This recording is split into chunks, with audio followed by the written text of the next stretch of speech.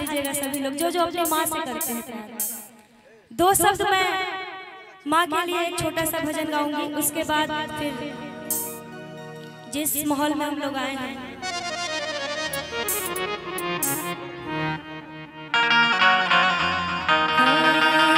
कि सारी दुनिया का हाथ मेरे सर से हटे,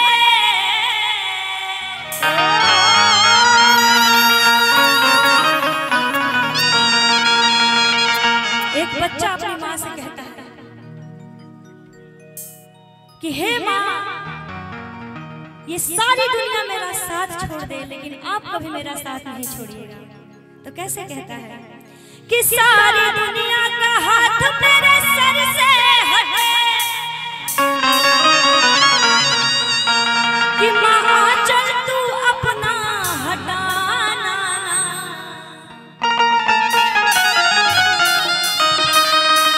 कि गिर पर्वत से बच जाऊंगी मैं अपनी नजर से गिरा, कि सारी दुनिया का हाथ मेरे सर से हटे, सारी दुनिया का हाथ मेरे सर से हटे, माँ चल तू अपना हटाना, गिर पर्वत से बच जाऊंगी मैं।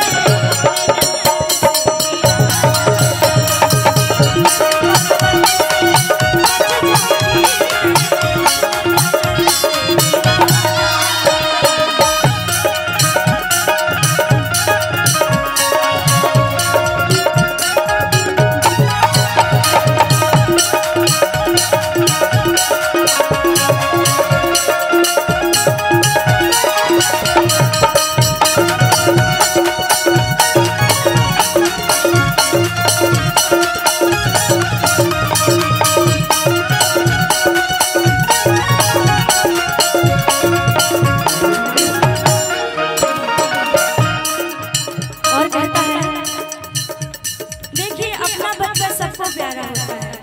चाहे वो मुस्लिम हो चाहे वो बड़ा अफसर हो, लेकिन माँ सबको प्यार करती है। तो कहता है ममता न माता समान नहीं हो,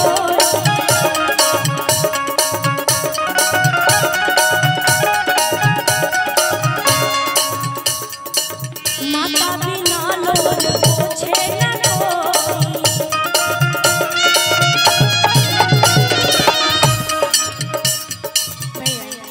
कहता है कि ममता न माता समान कहीं हो, माता बिना लोर पोछे न कोई,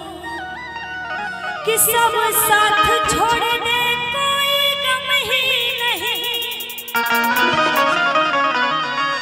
कि सब साथ छोड़